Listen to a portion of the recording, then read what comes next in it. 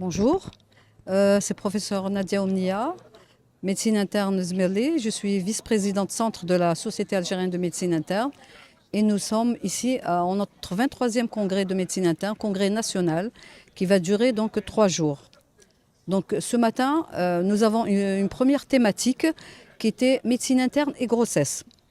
Donc j'ai donc fait une communication sur maladies inflammatoires chroniques de l'intestin et grossesse.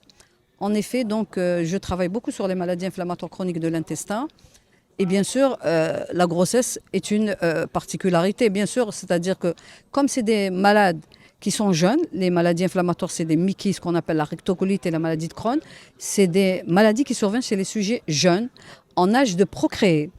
Et donc, au cours de l'évolution de cette maladie, il se peut que la femme tombe enceinte, bien sûr. Il y a un désir de grossesse, c'est obligatoire. Donc j'ai parlé donc, de la fertilité au cours de cette maladie, parce qu'il y a une diminution de la fertilité quand les maladies étant poussées. J'ai dit aussi que pour que la patiente fasse une grossesse, il faut que sa maladie ne soit pas active. Parce que si sa maladie est active, il y a des complications qui apparaissent. D'accord? J'ai parlé aussi de la méthode d'accouchement césarienne ou pas, parce qu'il y a on peut autoriser un accouchement par voie basse, mais quand la malade, par exemple, a des fistules, des fissures, qui est une complication de la maladie de Crohn, il faut faire un accouchement par, une césarienne. Quand il y a une anastomose iléanale aussi, au cours de la RCH. Et le gros dont j'ai parlé, c'est les thérapeutiques. Parce que beaucoup de médecins se posent la question, est-ce que je peux donner des corticoïdes? Est-ce que je peux donner de l'azatioprine? Est-ce que je peux donner un anti-TNF qui sont les nouvelles thérapeutiques, la biothérapie qu'on utilise, pour qui les malades répondent très très bien.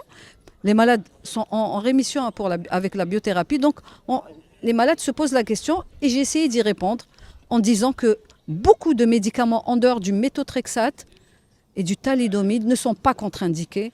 J'ai rassuré les médecins pour dire que tous ces médicaments peuvent être utilisés pendant toute la durée de la grossesse. Bien sûr, c'est une grossesse à risque, il faut la surveiller. Et qu'on peut arriver à ce que la patiente arrive à son terme sans problème et sans complications pour elle et pour son fœtus. Voilà.